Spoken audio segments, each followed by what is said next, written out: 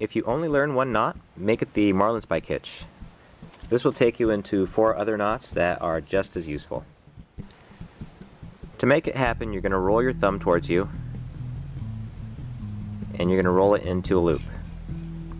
Once you have that loop, you're just going to keep rolling your thumb again, and it's going to fold over on itself, and you're going to have this little window that you can poke this standing end through.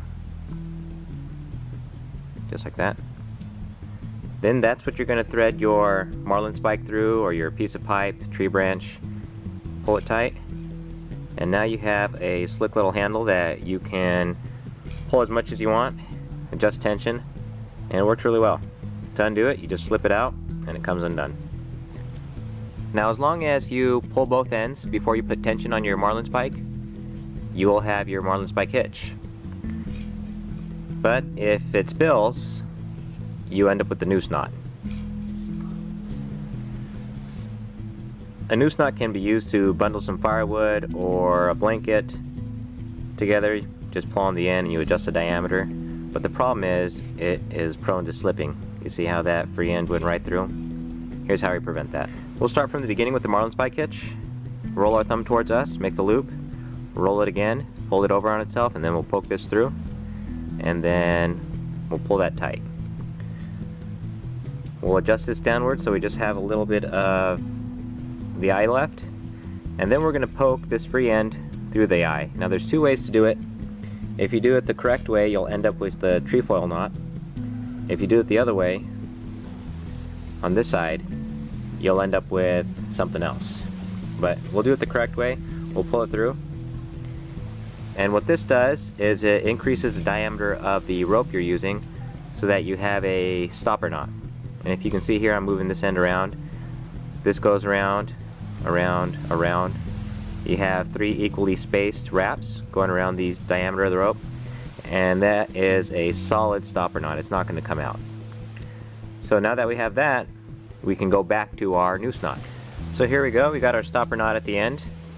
Just going to twist, twist. There we go.